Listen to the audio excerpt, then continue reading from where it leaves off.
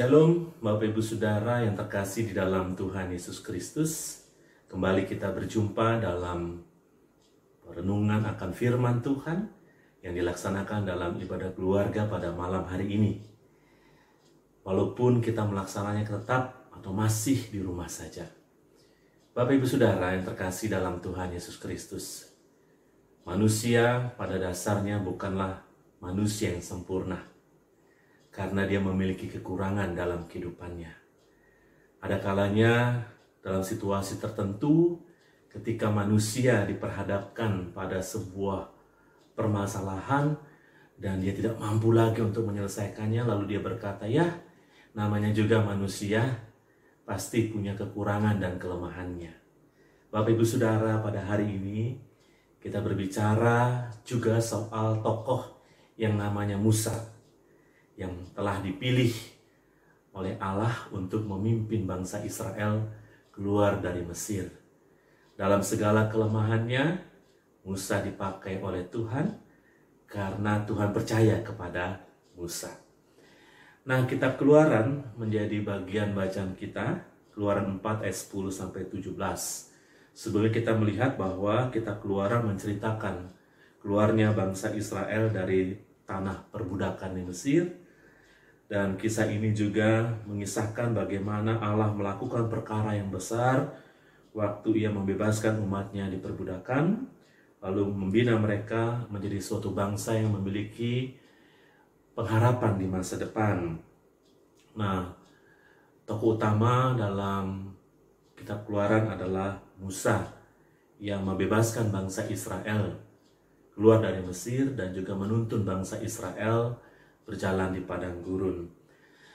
Nah, bacaan kita dalam sebuah konteks atau kondisi ketika Musa pertama kali diminta oleh Tuhan untuk memimpin bangsa ini. Namun, berkali-kali Musa menolaknya. Musa menolak karena dia sadar dia adalah manusia yang lemah, manusia yang tidak berdaya.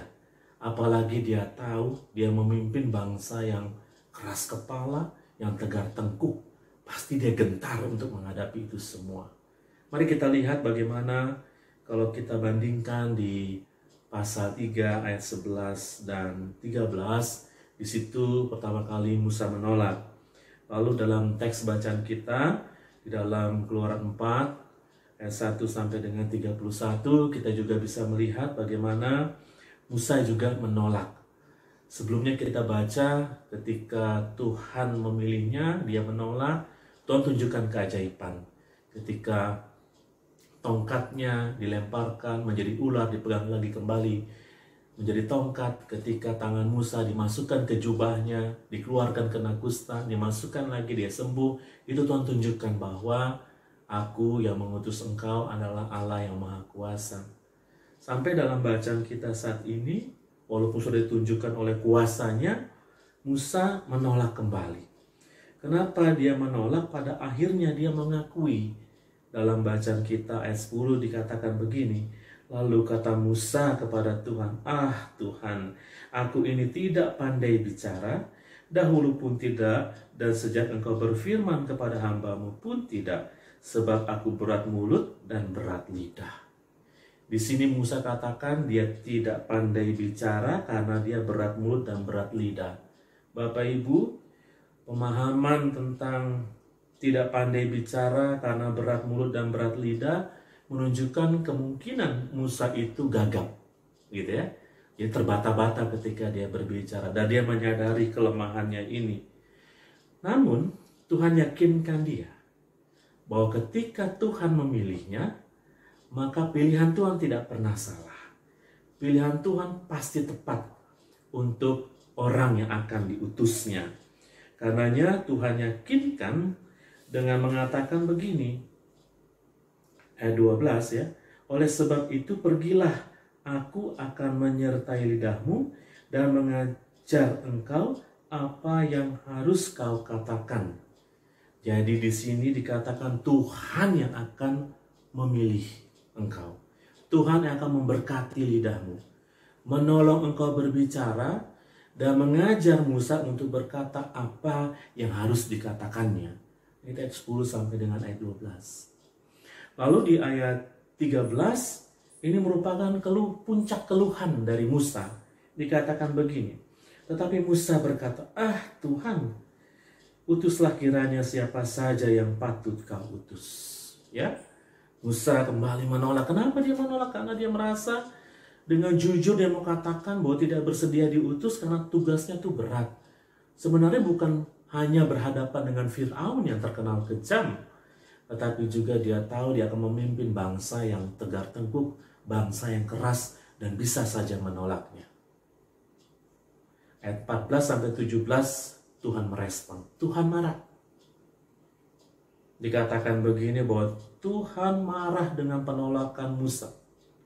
Namun Tuhan tahu Musa punya kelemahan. Makanya Tuhan dikatakan memilih Harun, yaitu saudara Musa yang pada saat itu sedang berjumpa dengan Musa. Kenapa dipilih Harun untuk mendampingi Musa? Karena Harun orang yang pandai berbicara dan nantinya akan mewakili Musa untuk berbicara kepada umatnya. Lalu Tuhan menyertai Musa dan Harun dengan mukjizat atau keajaiban melalui tongkat yang dibawanya. Nah, Bapak Ibu Saudara yang terkasih di dalam Tuhan Yesus Kristus, lewat bacaan firman Tuhan hari ini kita mau belajar begini. Yang pertama, bahwa kita atau gereja selaku persekutuan orang percaya diutus Tuhan untuk menyampaikan kabar keselamatan bagi banyak orang. Orang butuh keselamatan. Karena Tuhan butuh kita sebagai gereja untuk diutus menjadi alatnya. Kita semua adalah hamba Tuhan yang harus melayani Tuhan di dalam ketaatan. Sekali lagi Bapak Ibu Saudara, hamba Tuhan janganlah dipersempit hanya kepada presbiter saja, pendeta, penatua, dan diaken. Tapi yang namanya jemaat bagian dari hamba Tuhan. Jadi kita semua adalah hamba Tuhan yang harus melayani. Tuhan yang akan mengutus gerejanya dalam segala kelemahannya. Tetapi Tuhanlah nantinya akan memampukan gerejanya atau kita semua untuk melaksanakan tugas pelayanan kita, memberitakan kabar sukacita.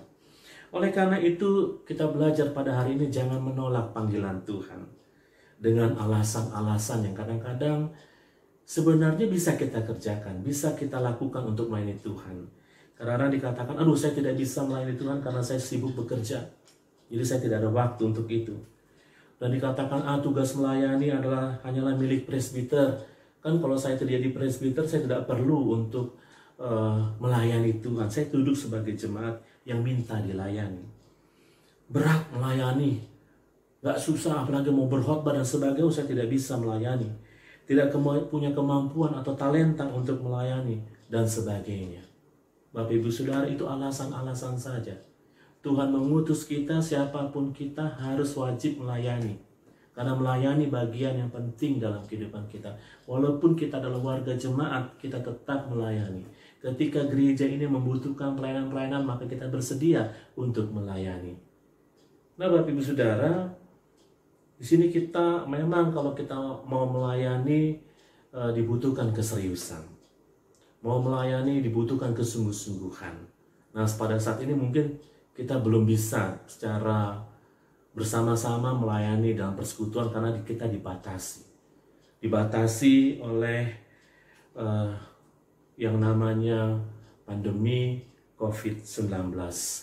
Nah, kita berharap, kita berdoa agar pandemi COVID-19 ini telah berakhir dan segera berakhir tepat pada waktunya menurut kehendak Tuhan. Karenanya ketika ini semua sudah selesai, mari kembali kita mau melayani Tuhan.